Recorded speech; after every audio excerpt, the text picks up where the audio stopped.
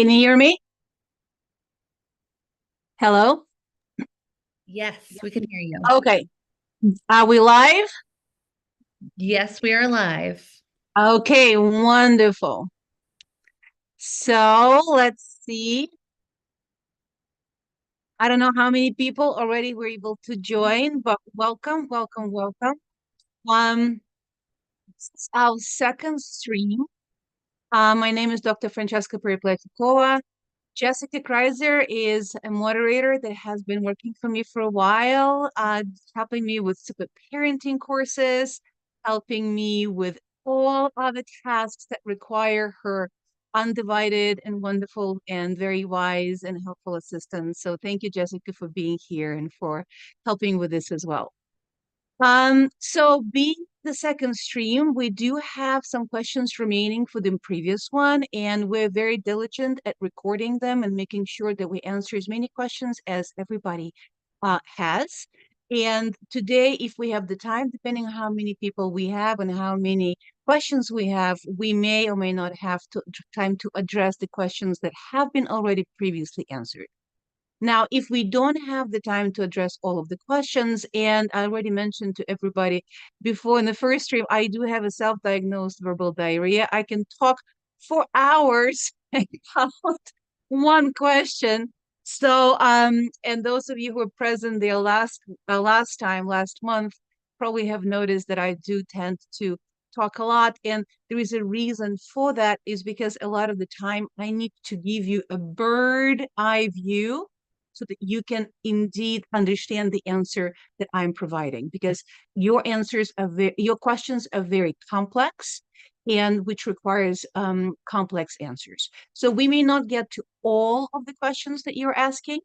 However, either we are going to use these questions for the next streams, and as you hopefully know, I'm offering live YouTube stream with question and answer for parents, for therapists, for youth, for teens, for young adults, whoever has an issue with and challenges with emotional regulation, with relationship with self, with relationship with other people.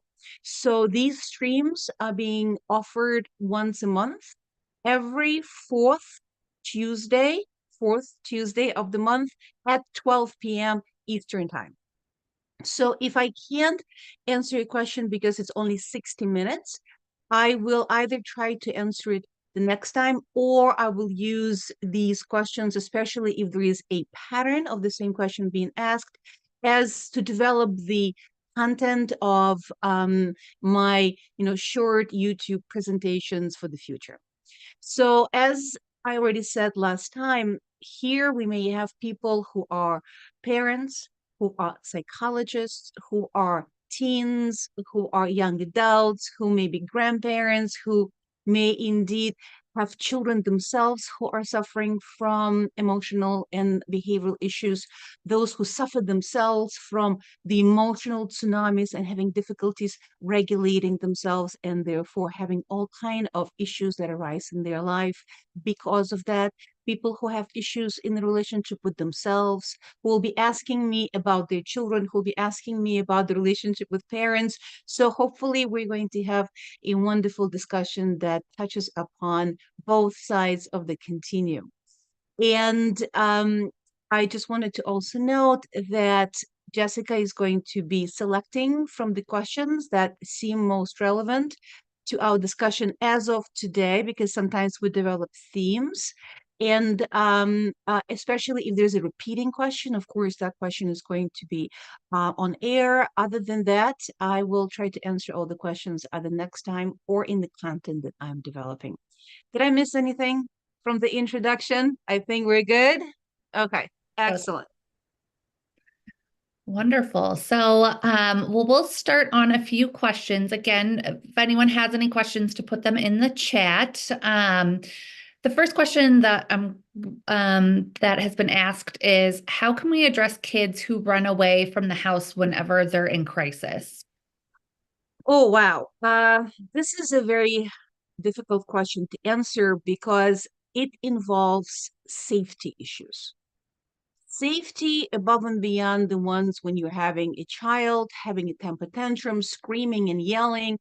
for 5 hours, 5 hours, screaming, yelling, sending you to hell, telling you that the worst parents that ever lived.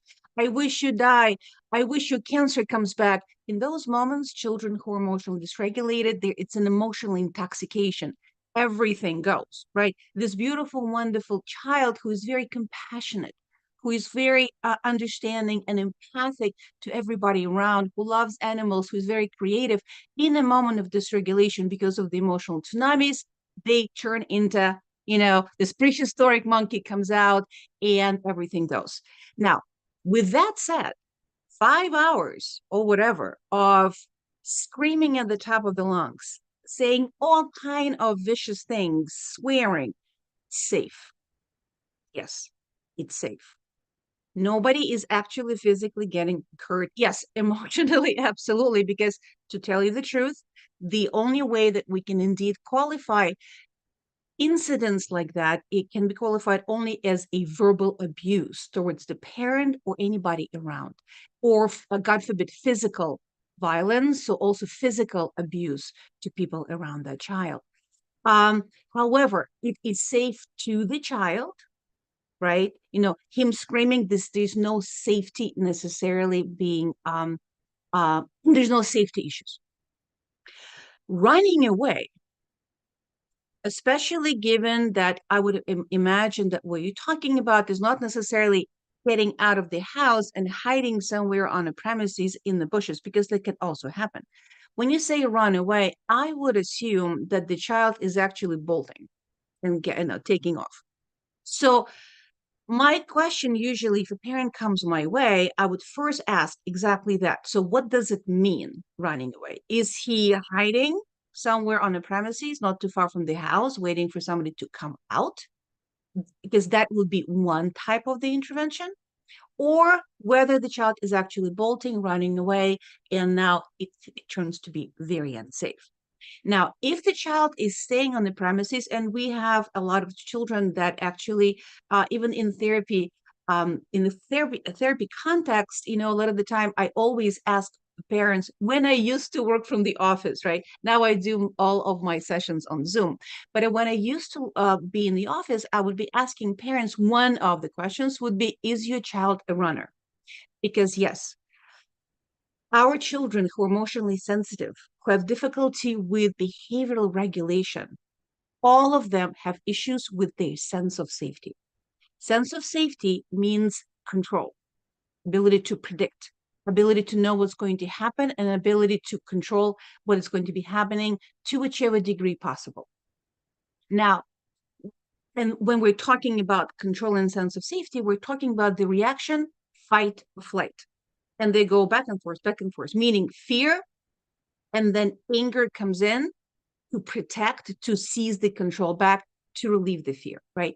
So, and our super sensors a lot of the time can be either mostly aggressive, right? When they're safe, when their sense of safety is being impinged upon, and when somebody's trying to take their control away by not doing what they want, or they're telling us what to do, and we're not doing what they want, right? Or we're telling them what to do and they don't want to do what we want. All of that is about the control being lost. And then they're either trying to attack to get that control back, right? Or the other response is, fight or flight, right? They're trying to run away, avoid the situation. So that's why I always ask parents, so what is the tendency for the child? Is it to fight? Is it to flight? And sometimes it's both and they vacillate. And if the parents are telling me, yes, he does, try to run away, but then he's going to probably stay around the vicinity, not going to go too far, waiting for people to come and get him. Then if that is what it is, then we would say, hey, listen, then if this is what it is, and we can tolerate, we need to know our child. We can tolerate the child, the risk, right? We can tolerate the risk because we know that the child is actually not going to go further than the building. Then we don't do anything. We just sit in the office, talking, waiting for the child to come back. And sooner or later, the child does come back. Or at the end of the session, the parent exits the room and takes the child and goes home. If The child bolts. Now that's very different. Usually in the waiting area of my office, we would have another parent or a babysitter or whatever that would indeed be waiting for that and supersede, because we would not be able to tolerate that level of risk. So now let's talk about that level of risk as well. And regardless of whether they're getting outside and just waiting for somebody to look for them, or they're actually bolting and running away, first of all, we need to recognize when the child is actually in between those episodes. Of course, when it's already happening, it's too late to figure things out. Now we need to react. In between episodes, when child is nice, when child is calm, we need to figure out why the child is doing this. What is the function behind the behavior? And every behavior is multifunctional. And every person will have their own reason why they are doing this, what they're trying to satisfy with that behavior. And unfortunately, not a lot of the time we actually know why, for sure, right? We need to sit there and figure this out. Running away could be attention seeking. It could be retaliation, right? Against the parents. You don't like me to run away and you did something that I don't like. I'm going to do this for you. This could be a solution to the problem, which is avoidance of the problem, right? I don't know. And depending on what this function is, only then we can match the intervention to the function of the behavior. One of the things that we need to always recognize when we are therapists or when we are parents, we cannot start to look at the solutions to the problem, whatever the problem may be, with our child, until we actually recognize why the child is doing what they're doing. And sometimes we don't know, right? Sometimes it's obvious and sometimes not necessarily. So the first question that I would ask, that if you were to come to me to my office and we'll talk about your child running away, I would talk to the child and I will ask him, what do you think? What does it do for you? What does it help you with? Right. And we have all kind of specific techniques that you may not necessarily know, be able to use to get that information out. But if even without those techniques, you sit down with the child and you ask that question, that by itself is validating for the child. That by itself, it shows to the child that you are protecting that child, that you are interested in what they get to say, that you are there to help, that you are there to resolve that issue. If you are lucky enough to understand the function of the behavior, then you can figure out what to do with that. If the child is running away because that's their way to relieve the emotional anguish that they have in the moment, and when you bolt, right, this actually gives you a sense of control because you're doing something with the situation. You're making a decision on what to do. You can teach your child other ways in which they can get control. You can teach your child other ways in which they can indeed decrease the emotional arousal instead of. And so understand what it is. Match intervention by the function of the behavior. And then, most importantly, practice that technique in pretend mode over and over and over again in between episodes. Meaning, let's pretend I said no to something and you have this urge to run away. What you're going to do, and the child is going to say the technique that you have discussed, and then you role play it, high 5 points, right? Or however else you want to reinforce your child for doing role plays. So what you're doing in this moment, you are overriding the program that your child has. Running away is a learned behavior.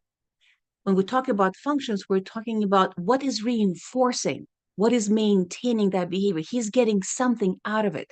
That's the function. He may not necessarily even know exactly what he's getting out of it. That's why we need to sit down and understand it. But he's getting something out of it, right? That's the function of the behavior. And what we need to do is we need to understand it. We need to intervene and either satisfy that function by other means, for example, attention giving, right?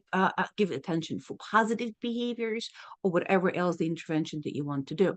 So first understand why, then match your understanding with the function with the appropriate intervention, and then role play, practice, practice, practice what you're doing, you are recoding your child's brain. This is a biological computer. Every time you do something, every time you say something, you write a program. And this program is about what do I do next time I am that upset, based on I actually did experience relief before.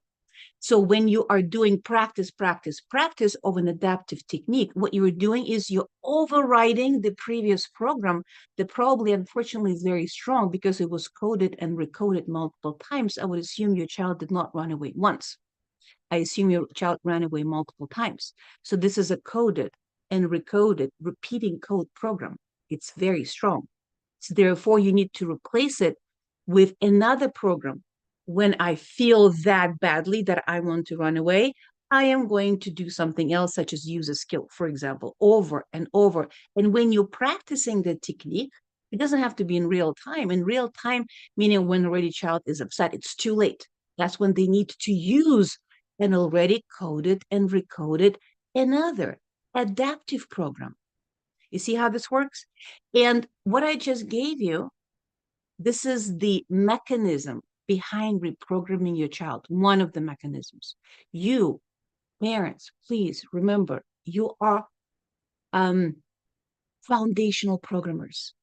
You are there programming your child from the very beginning. Your influence, your modeling is something that your child is taking and learning from. What you say, what you do, what you teach your child, all of this is foundational, meaning that all the other programs that are built on that foundation is going to be built with that information in mind, right? How does learning happens? Information comes into our brain from our senses, and now our brain needs to make sense of it. How? By comparing to what we already know. And what we already know, all the programs, all the learned behavior comes from you because you were there first. And now new programs will take that information, they count whatever we're interpreting in the world is going to come from that source. So you have tremendous power. And on top of that, you are an unquestionable authority. I already talked about this before, but I'm going to repeat this. Is very important, especially for the new people here. We don't realize the power we have over our children. We are indeed unquestionable authority. Why? Because we are all control freaks. We're designed that way. Again, sense of safety. We need to maintain control to feel safe in this unpredictable world, right? And quite scary world. So we need that control. And we start to exercise it as soon as possible. We're programmed that way. It's nothing good or bad. That's just how we are. Like a little kid who is barely walking and talking, the first word is usually mama, second one, father, and the third one is what? No. No is a word of control. This little creature barely walking and talking is already exercising control. If the nature were to leave it as is, just like that, then we will all try to just learn on our own mistakes and perish. We will not survive that far. Therefore, nature pre-programmed a need to follow parental adult modeling, right? We knew that for many, many years. And now in 2000s came out a very interesting research. It's called the over-imitation phenomenon, in which it is, I'm not going to go into that. I described all of that in my videos, so you can find it. But what it is that, that phenomenon is about, and we don't share it with any other animals, mammals. It's just human, meaning that human children are pre-programmed to see adult behaviors, adult actions, proven, tested, proven necessary, even if I, a child, don't understand why. This is how cultures and religions are transmitted, right? So on a level of consciousness, if you say to your child, you're so stupid, they may send you back to hell and say, no, you're stupid. Below the waterline in our unconscious, below the waterline of the iceberg, of our psychological iceberg that consists, the tip of the iceberg is our conscious awareness. And below the waterline is this huge mass of unconscious that actually governs our behavior the most. 90%, 90, of our responses come from unconscious, right? So below the waterline, if you say to your child, you're stupid, even if the child resisted on a conscious level, that's it. My father said that I'm stupid. I am stupid. So we are foundational programmers and we are unquestionable authority. Our children are our products, biologically and environmentally. And this is not a statement of blame at all. We cannot blame ourselves. If we knew what to do differently, if we had a capacity to implement that knowledge and didn't do it, now that's a different story. But most of the time, these children don't come with instructions. We don't know what to do with them. So we're not to blame for the result. And at the same time, we're responsible for it. This is the dialectic. This is the paradox, which is the only norm of our existence. So we are responsible for it because our children are our product. And this is a statement of hope, because if we can program them any way we can and want, and that's exactly what it is. Again, because we're foundational programmers and unquestionable authority. Therefore, we can program them any way we want. It's just the older they get, the harder it's going to be. With the smaller kids, it's easier. But what I gave you, the formula of how to change your child's behavior if you don't like it, understand why your child is doing it. What's the function? Match intervention by function, and then practice, practice, practice, practice. This is the first law of dialectic, quantity into quality. The more you practice, the higher the probability that eventually your child is going to do what it is needed to be done. And as you're doing all of this marvelous parenting work, don't get attached to the outcome. You can't control your child. Don't look at what your child is doing or not doing, responding, not responding. Then you'll be at much higher probability of dropping the ball and not continuing with it if you don't get the response that you want. In a situation that you know why the child is doing it and you're matching it tightly with the appropriate intervention, then just keep doing it. Keep doing it, because at some point you're going to get the result, right? If your child's still not responding, then maybe you didn't do it enough. So no attachment to outcome. Just do what you can do. You can't control your child. You can only control yourself. And one of the things that we need to understand and really appreciate and uphold is this, what's called an internal locus of control, ability to control the only thing that I can, me, what I do, what I feel, what I think, my biology. Anytime we don't like what other people are doing in a relationship with us, we try to change them. That includes our partners, that includes our children. No, it's impossible. We can't change anybody because we can't control anybody. If you are not happy in a relationship with another person, if another person is not doing something that you like, stop yourself and ask yourself a question. Wait a second. What do I need to do differently in order for that person to change their behavior and change what you do? This is directly influencing yourself. A great example of that is ignoring. When my child's screaming and yelling, I want to scream and yell back, but instead, I ignore, I look away. I don't see you, I don't hear you, I don't talk to you. That's directly influencing me, which will indirectly influence the child indirectly. I didn't do anything to the kid. I didn't say anything. I didn't even look at my kid. I'm indirectly influencing my child. I am changing his behavior. Initially, his behavior is going to get worse. Extinction burst. Child is going to scream even more. It's a change in the behavior. And if you continue to ignore consistently, the behavior is going to extinguish. This is a great example of how to indirectly influence other people by first influencing what you do. And that's exactly what we need to learn how to do. If you don't like what your child is doing, be that runaway, be that screaming, yelling, be that non-compliance, doesn't really matter. Stop yourself and ask, what can I do differently?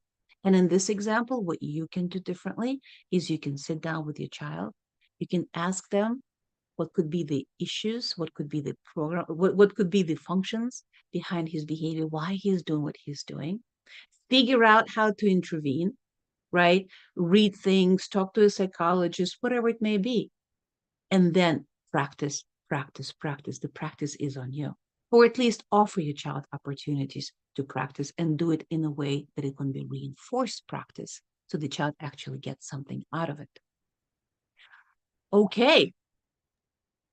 There's a great follow-up question to that and where you just left off on. So what do you do when kids don't want to practice skills or do pretend mode and you can't find an incentive strong enough to get them to practice? Yes, again, beautiful question. This comes up all the time. This is what the non-attachment to outcome situation. All you can do is what you can do. What you can do as a parent, what you can do as a parent. Again, bird eye view as always. What you can do as a parent is practice the dialectical parenting stance. Dialectical parenting stance is because everything in this life is not the same but complementary. Dialectics, right? Day, night, man, woman, yin, yang, life, death, right? Dialectical, complementary.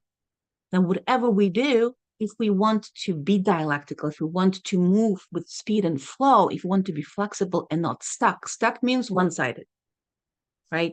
No dialectical balance, no dialectical movement, one sided. We need to always uphold two sides. And because they are complementary, one side will always going to be stable and one side will always be flexible. On the stable side, parenting stance is I love my child unconditionally just because you exist. No requirements, nothing that my child needs to do for me to love my child. And I need to make sure that I'm communicating that to my kid through random expression of love.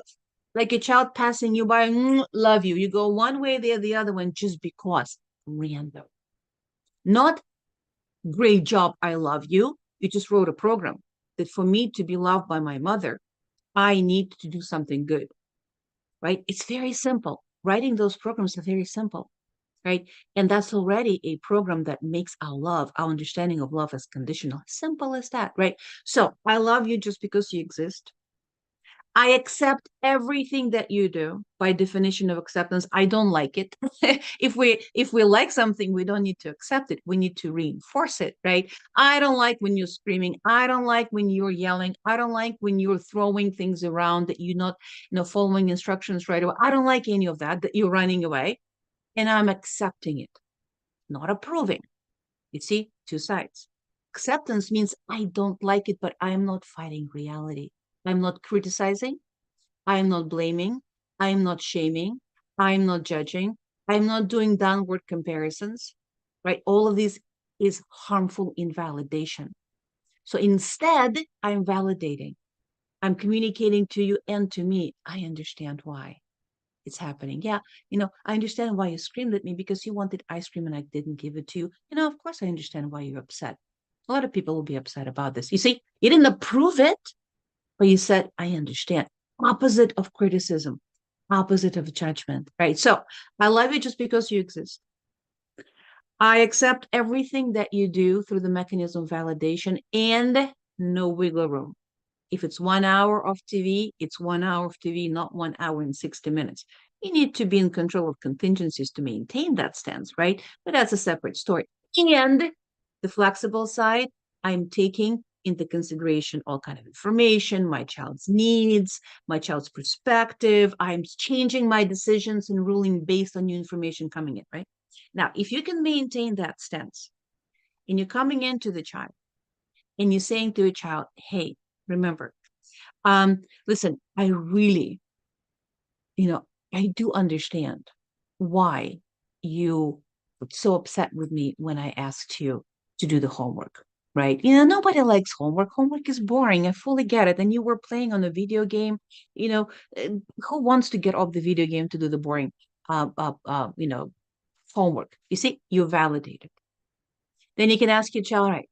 So was not the best way in which, the outcome of that was, right? Nobody was, really satisfied with how that situation happened. What can we do differently next time? And then lead your child to say, okay, next time I'm going to say, okay.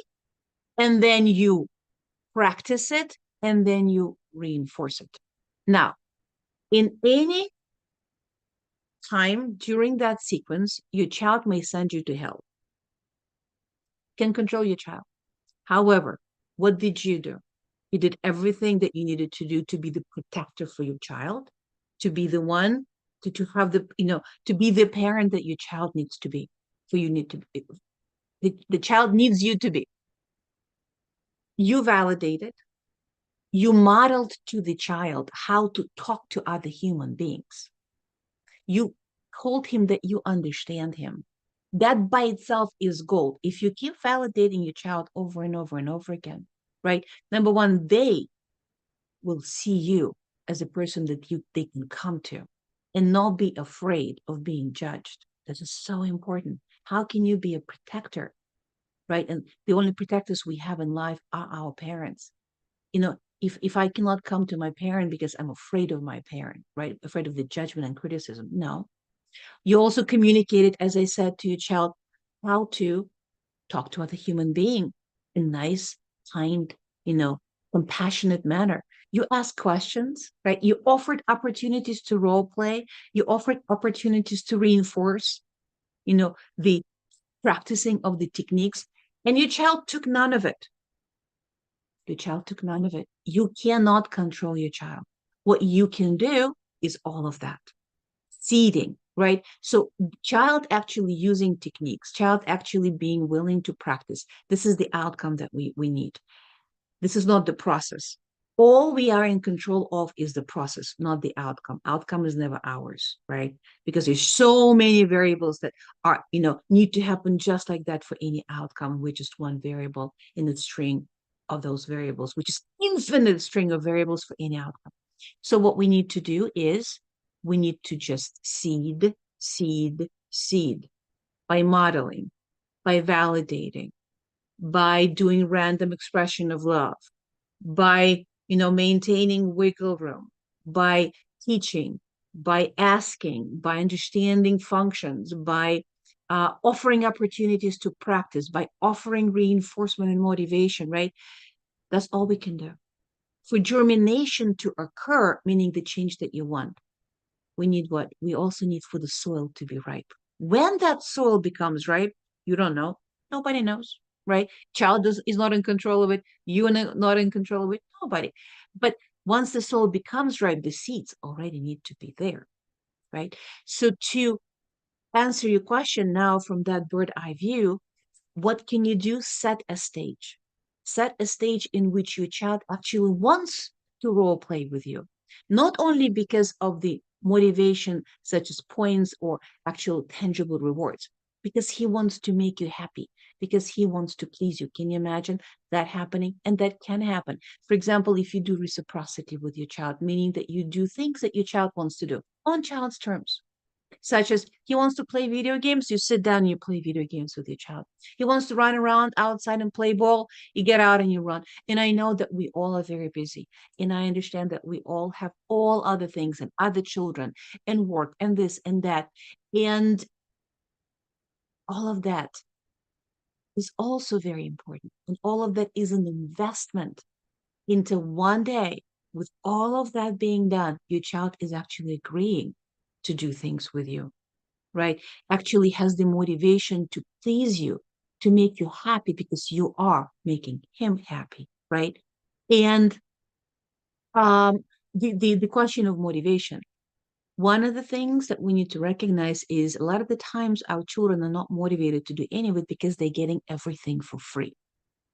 Look around what your kid is getting for free.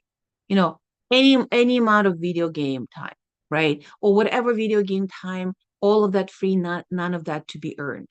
Money that we're giving to our children on a weekly basis as allowance just because.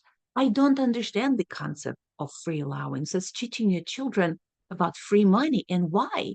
That's such a wonderful opportunity for your child to actually get the motivation to do all of these skills training and everything else that you want, right? So time on video games, again, nothing too extreme. Not that all time on video games is earned or all time is free. No, some free, some earned, right? Uh, Things that your child is getting. For example, he needs new shoes. Great, wonderful. Of course, that's a need, not a want, a need. You're going to say, all right, I'm willing to pay whatever, $20, $30 for new shoes. I'm just giving a random number. If he wants a pair of shoes of like Nikes or like something else that is, I don't know, fashionable and important for a kid, you say, no problem. I'm giving you that much money. The rest is on you, right? That you can earn through skills practice, that you can earn through chores, that you can do all other things. So you can always figure out how to motivate your child, because I have not yet met a child that wanted nothing. I met children who got everything and did not want anything because they already had it. That happens all the time. Unless, of course, the child is clinically depressed and ahedonic, what it's called, like nothing pleases them. But that's a bit of a different story, right? When we're talking about regular type of interactions with our kids who are not clinically depressed and cannot get out of the bed, they want things.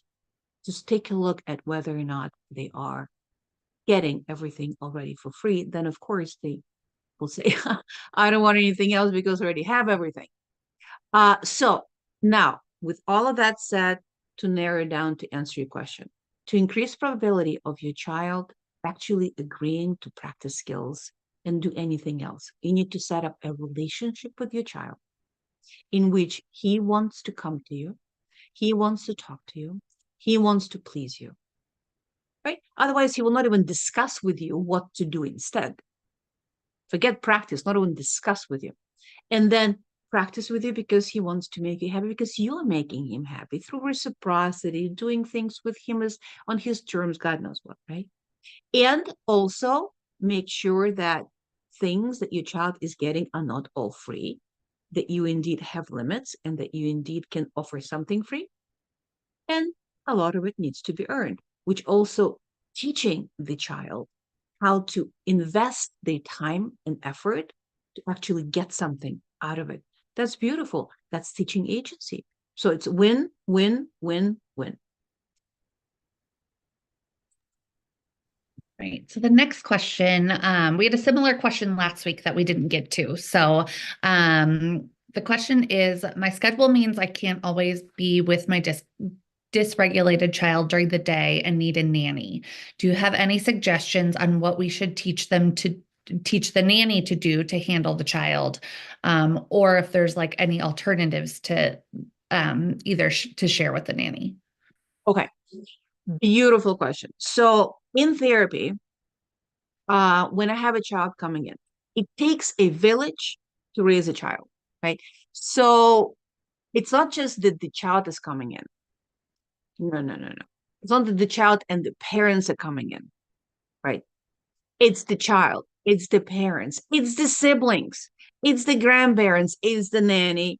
And we're talking to school personnel and we're talking to school psychologists, and there may be a one-on-one aid. So everybody who is involved in raising the child, we do want, just as you said, you want consistency. You want for your child to be in the environment in which you're not the only one who is providing him with acceptance, love, validation, no wiggle room, right? You want other people to do it as well, to whichever degree possible. Of course, they may not be able to learn all of it, and you may not be able to communicate all of it to them. But for example, when I see a family and there is a nanny, I always involve nanny in training to whichever degree possible. And some of the things that I'm teaching the nanny, as well as what I'm teaching to school personnel, is several things. Always validation, how to validate. Validation is a magic tool. It's an absolute magic tool. By the way, validation means what?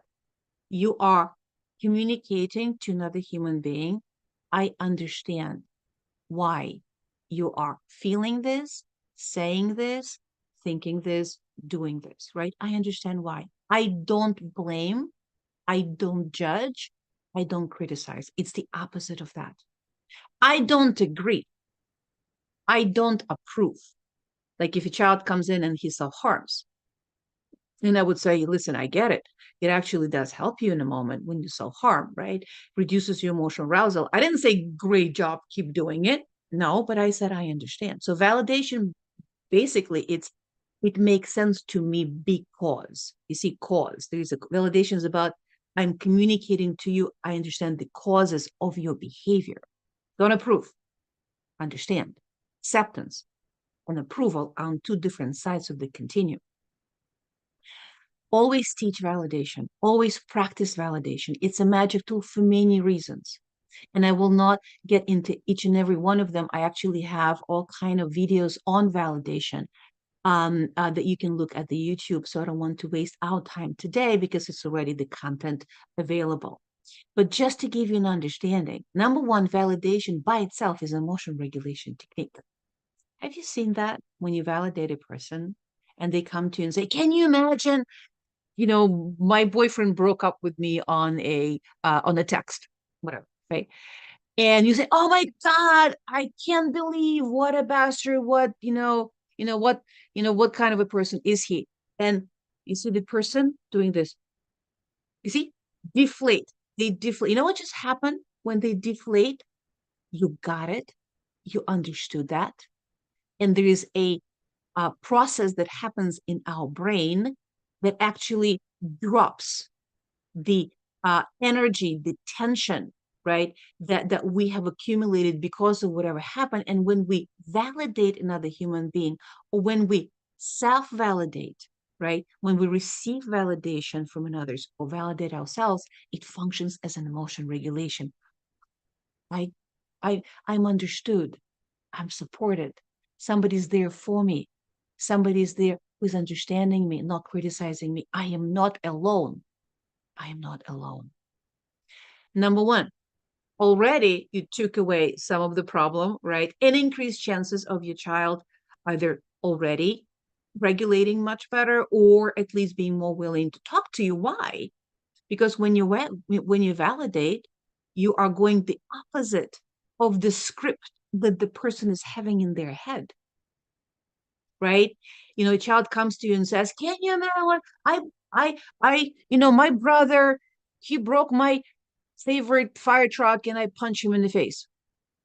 The child is coming to thinking that what you're going to say. How could you, fighting is not the way to do it. And yeah, you're right. Fighting is not the way to do it. But that's also what you're saying is not what will be effective in the moment for you to change the child's behavior.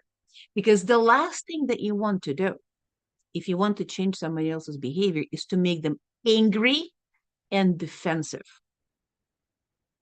So if you say, well, fighting is not the way to go, you're going to make your child angry even more and will put them in a position to defend themselves against you. That's it. You lost. As soon as you need to argue with your child about anything, you lost, regardless of the outcome. You may get what you want, but you already lost as a parent because you lost your parental authority, right? You're no longer a protector. You just put yourself on the same level with the child, right? So instead, validate, which is you say to the person exactly what they wanted to communicate to you for them. You violated their script, right? You didn't say, well, fighting is not the way to go. Instead, you said, of course, I understand why you're so angry at your brother because, he broke your favorite truck. I'll be so angry too.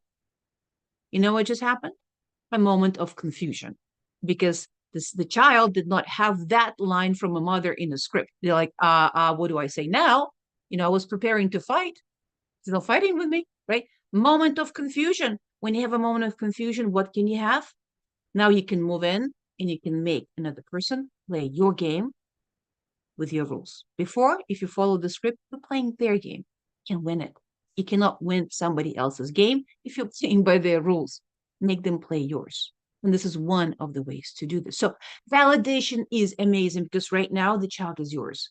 Right now he's with you. You're on the same bank of the river, right? And now because he's like, oh, they get me, they emotionally, right, much more balanced because it's also an emotional regulation technique. Now you can push your child to where you want the child to go. That's why whenever we do processing, whenever we want something from a child, whenever we want to do a change in the behavior, we always start with validation. So teach validation. By the way, this is the most rapid change. When clients come to me, the very first that I teach parents is validation, and they start using validation. And a lot of the times, parents come back after a couple of sessions and say, you know what? I think my kid is already fine. I don't think we need to keep coming to you because everything is good.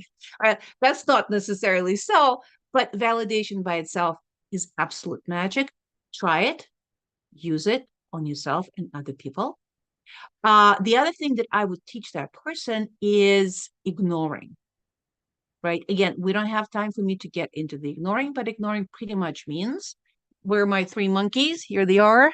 Okay, that's what I always show children. And I also teach ignoring to children, to ignore their siblings, to ignore their, peers at school, whatever. I don't see you. I don't hear you. I don't talk to you. I am out. You don't exist in this moment, right? Now, ignoring is a very active process. So many more things are happening in your head during the ignoring that I cannot get into this right now. But ignoring is beautiful and wonderful. Why? Because it is not reinforcing whatever behavior that you're seeing and precluding new functions of the behavior happening because the child may be screaming because they're upset to relieve their emotional arousal, because we all know when we scream we feel better in the moment, and as the child is screaming people start to attend. Oh, new function of the behavior developed. If I want people to attend to me, then I need to scream. Or people cannot take it anymore and they say, okay, whatever you want. Ooh, new function developed. Oh, if I want something from somebody, I need to scream. And sooner or later, they're going to give in and give me what I want, and so forth and so forth, right? So ignoring does not reinforce the function of this behavior right now and precludes new functions from happening, right? So ignoring is fantastic. Also, teach your babysitter a skill or two that the child knows and the child has been using with you and is useful for your child, and you know that. And then make sure that your child is actually, your babysitter actually knows that two skills, whatever it is, so that they can prompt their use and help them to know how to reinforce it. Because if you have your own point chart or something else, that's exactly what they can use. Okay. So these are some of the things that we're teaching: validation, ignoring, skills, specific skill that the child is already knows and uses a lot, and how to actually reinforce, right? And that can be taught to babysitter, that can be taught to a teacher, to a school personnel, to a school psychologist, to one-on-one aid. Doesn't really matter. It's the same principle. To grandparents, by the way. Another question is along kind of the same lines, but in regards to external support structure. So, like the school staff, how do you get them to actually do, or agree to this training? Just because a lot of them are underpaid or tired and would rather turn a blind eye. Unfortunately, that is absolutely true.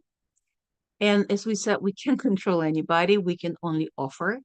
A lot of the times, the school personnel is also hungry for that knowledge because they themselves are stretched out and burned out by the child's behavior. And if you're telling them, well, hey, listen, we use it at home and it actually works, that could be one of the things that can actually motivate them, right? And of course, they have other children there. And of course, dealing with your child's behavior is not their priority because they're there to teach. They're not there to correct the behavior. And one of the things that I always do is school programs. School program consists of the teacher, whoever else is telling me what are the three things that a child is doing that the teacher doesn't like. For example, runs out of the classroom or physically fights with other children. And then what I'm asking is to turn it into the positive opposite and say, all right, what we're actually going to monitor and reinforce, like running out of the classroom, actually being in the classroom, staying in the classroom behavior, or physically fighting, keeping hands and feet to self, right? And the only thing that we are asking the teachers to do is to provide the parents an account of whether or not it has and has not been done by a child, right? Just like write you a note or send a note in the child's backpack, right? Done, not done. And then they come home and you reinforce it. And you make a big deal out of that. Teachers don't even have to do that much, right? They can still say, great job, right? But you can be the ones to make a whole drama out of that, of how happy you are to receive those notes. So relieve as much of a pressure from the teachers as possible, because indeed they will not be there to support your child as much as you can. And that's why a lot of the time when what we see is that child is having tremendous difficulties at home, but then comes to school and absolutely fine, right? And could be a model citizen at school. And then teachers look at the parents and saying, well, must be something wrong with you if your child is behaving that way. No, there's nothing wrong with the family. What's happening is that children are feeling safe there. And I always say kudos to you parents that your child is screaming and yelling at you because apparently he feels safe enough in your environment to do this, like child holding and holding and holding the, holding the poker face at school and then comes home and explodes, which has happened, right? Your child now is in a safe environment to release all of that tension. It's not that they're regulated in the environment. Regulated means that you know what to do with your emotions. They're not regulating their emotions, they're suppressing them, they're stuffing them until they get to a safe place when they just explode, right? And there are all kind of ways we can do about that. But anyway, so there are fortunately families in which the child feels so threatened by the parents because they may be punitive or use prolonged inappropriate punishment, retaliatory, that they keep straight face at home and then come to school and explode there. Now that's a much bigger problem because we can't do that much there because it's not the teacher's job to be the parent to that child, right? And they have other children there that don't have the time, they don't have the motivation, they don't have the interest or the skills to actually do all of this. So that becomes a much bigger problem if that's the situation when the child actually is behaving at home but explodes at school. So two sides to everything. If you have it the other way around, it's much better because you are the ones who can actually make the difference and you're the one who's supposed to make the difference. And remember, you're foundational programmers and unquestionable authority. Teachers will never ever be that. They don't have your power. Okay. So the next question is, how do you handle sibling rivalry when one is dysregulated? Good one. So sibling rivalry happens all the time. So what usually when you say sibling rivalry, multiple things happen.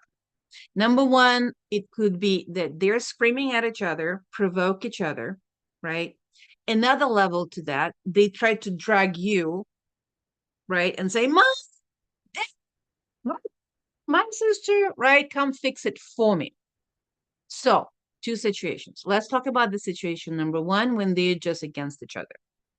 In this situation, you talk to both of them. And what I usually do if that child, is my client, I will talk to the child, I will talk to the sibling, and I will just explain that number one, nobody can provoke you. That is true for adults, children, adolescents, doesn't matter, for human beings. Nobody can provoke you. All events are subjectively neutral. Objectively, they can be terrible, like war. War is an objectively terrible thing, but some people subjectively, it's still neutral because some people will look at the war and say, oh, causes death, destruction, devastation, should be avoided at all times, terrible. Some people can benefit from warfare and therefore welcome the news of conflict. You see, same thing. Whether objectively good or bad, subjectively is always neutral because how we see it all depends on our own interpretation. And our interpretations are always based on our own lens, our own world. So subjectively, all events are neutral.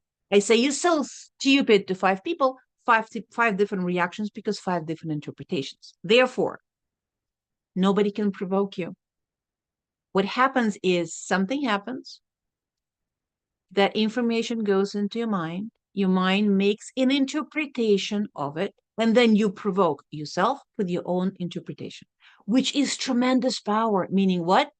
You can change the way you react because other people are not responsible for your emotions.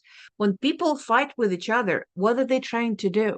When siblings fight with each other, when they're saying, Mom, Dad, or whatever, they're trying to make other people responsible for the way they feel. It's your fault I feel that way. No, it's not. It's my fault. I interpret it that way. If I don't want to feel that way, I need to put the finger on myself and change what I do, what I feel, what I think, my biology. Simple, not easy, but that's the only way. So I explain that to children. Uh, when your brother is trying to provoke you and you actually do give them the response, who wins? Of course, he wins. You lose. He wins. He gets the response from you. So when you turn around and walk away, who wins? You win because he did not get your reaction. He was fishing for your reaction. So do you want to be a winner, loser? What do you want to be, right? Of course, that's not that simple. In the moment when he's doing that to you, of course, your emotion is bubbling up and wants you to become aggressive back. So you need to learn some skills.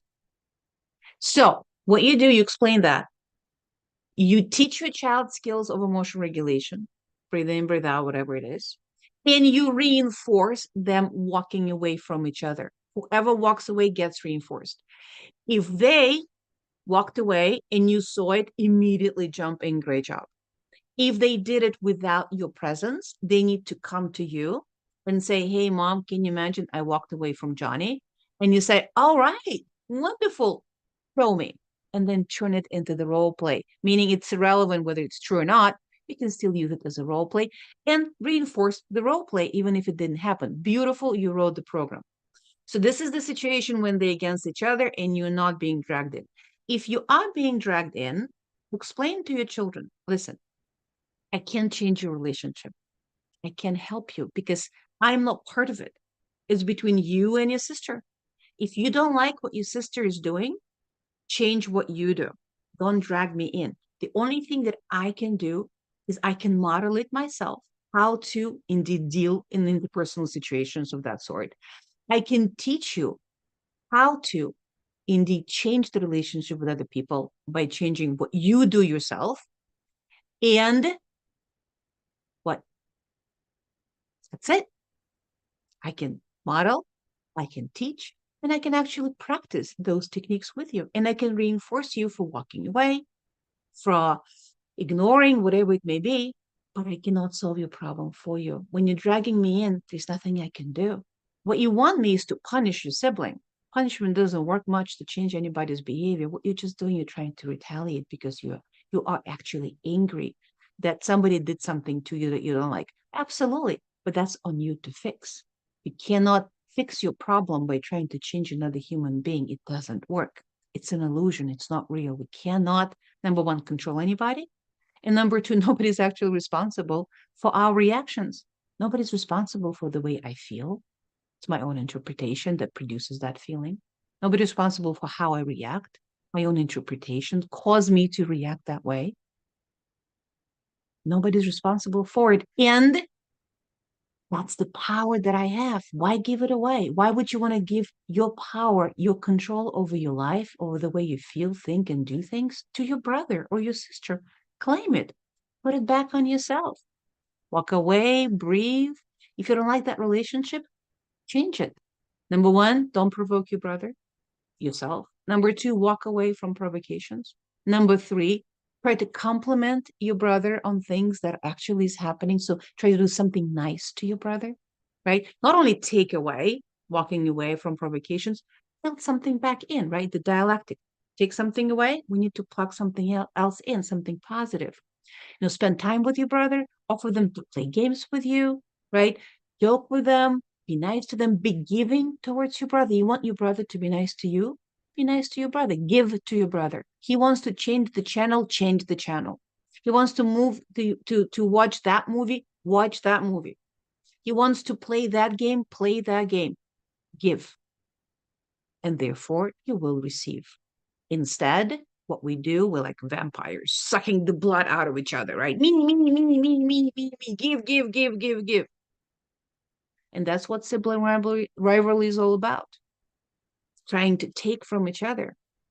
And all we can do about this, model, teach what to do instead, practice, reinforce. Same formula for every problem that you may have.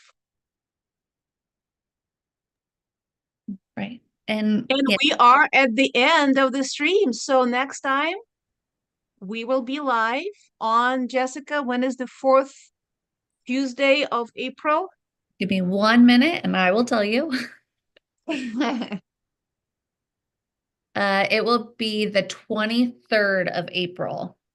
23rd of April. Yes. Okay, 23rd of April. I'll see you, everybody, and hopefully more people at 12 p.m. Eastern.